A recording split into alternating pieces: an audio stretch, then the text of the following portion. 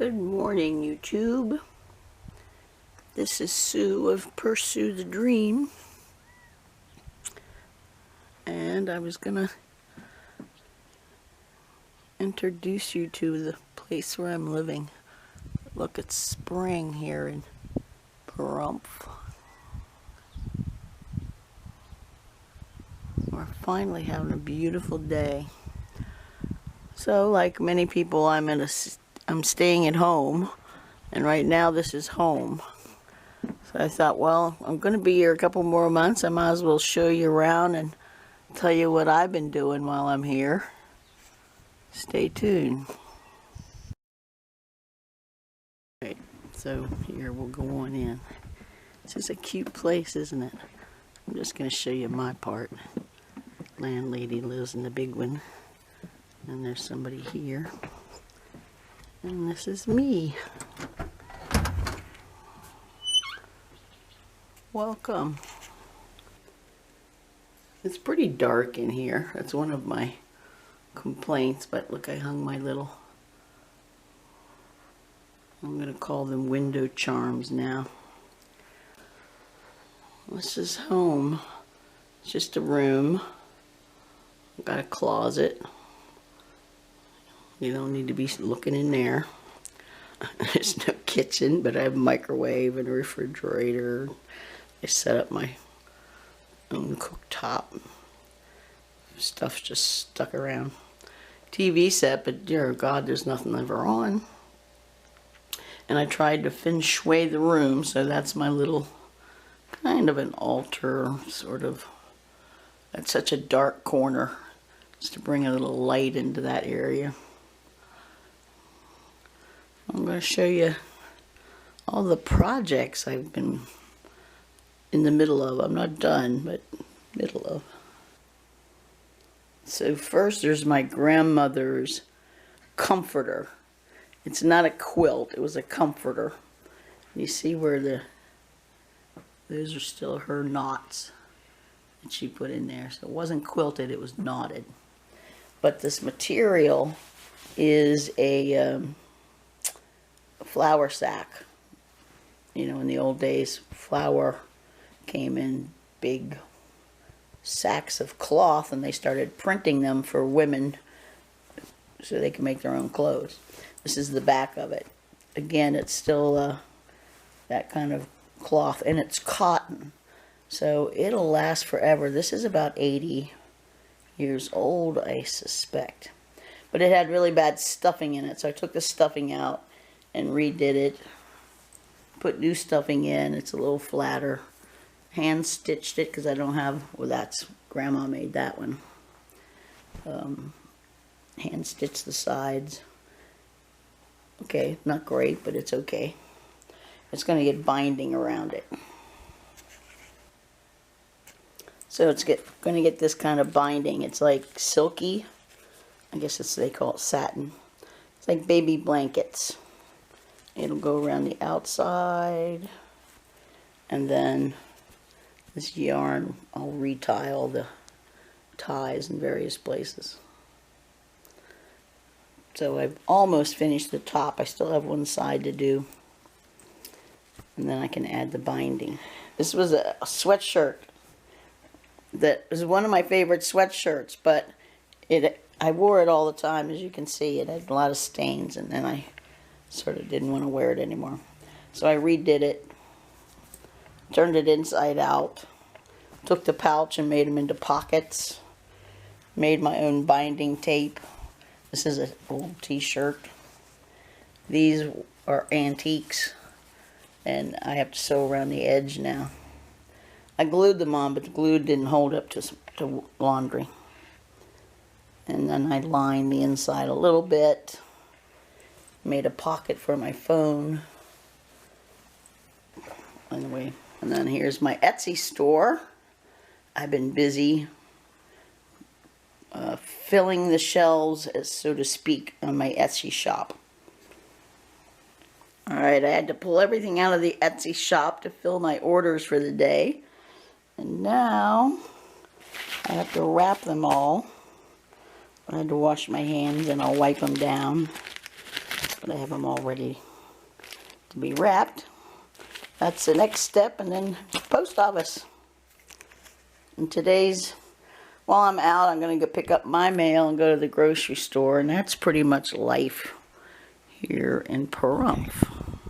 So I do feel very fortunate that for whatever reason, Providence led me here in late February. Coronavirus back in December, certainly around Christmas time. And where I remember really feeling crappy and beginning to worry about myself was when I was down at that hot springs. And I was there for a week. And I think back and I think, well, hot water probably killed any germs I had, but still, I was around more people than I normally am. And I think I got it at that Space America tour. It's the only place I could think of, timing-wise, from when I was on that tour to when I really remember starting to feel a little concerned about this is maybe more than a cold. Right now I have something, but it's a pollen, I think. The pollen's horrible. You run your finger on the dash. And that's the reason when I got to Pahrump, I got an apartment, because I really didn't feel like I could go dragging myself around and I needed medical attention. So I haven't done a video because, like, what are you going to say? Don't go anywhere. Stay home. If you were planning to hit the road this summer, I would reconsider.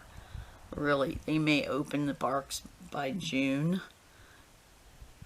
maybe July, but I'm thinking June.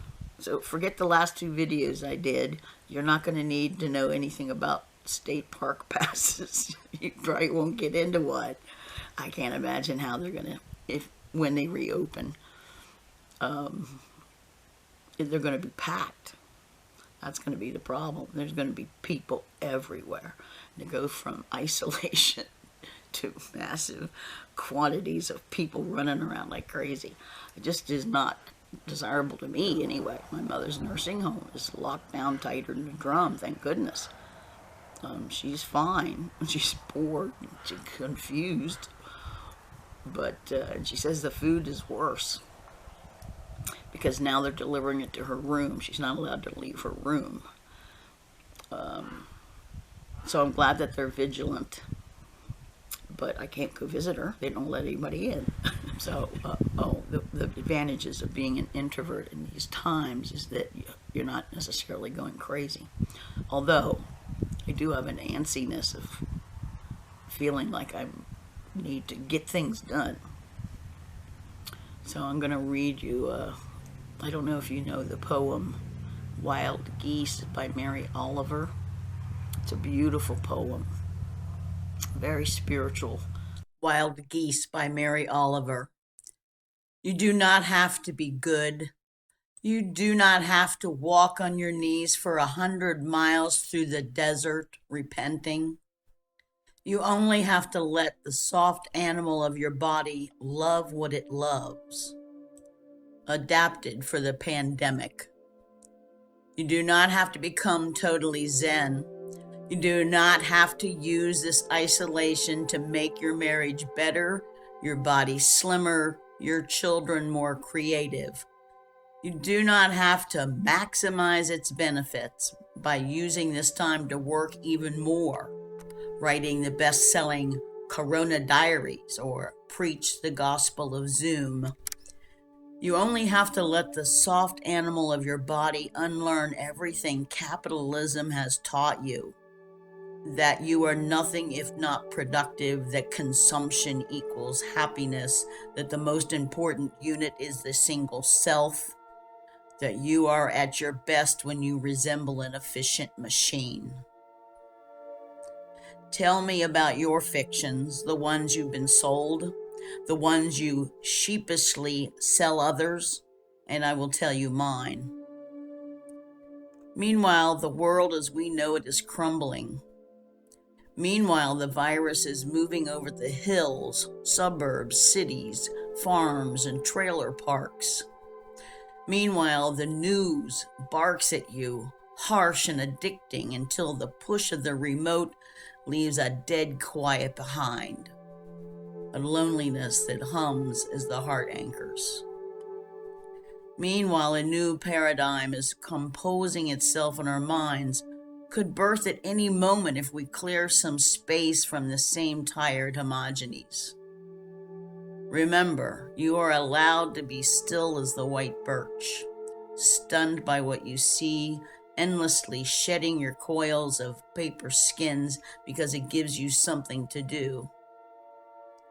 Meanwhile, on top of everything else you're facing, do not let capitalism co-opt this moment, laying its whistles and train tracks across your weary heart. Even if your life looks nothing like the Sabbath, your stress boa constricting your chest, know that your antsy kids, your terror, your shifting moods, your need for a drink have every right to be here and are no less sacred than a yoga class. Whoever you are, no matter how broken, the world still has a place for you. Calls to you over and over, announcing your place as legit, as forgiven, even if you fail and fail and fail again. Remind yourself over and over all the swells and storms that run through your long-tired body all have their place here, now, in this world. It is your birthright to be held deeply, warmly in the family of things. Not one cell left in the cold.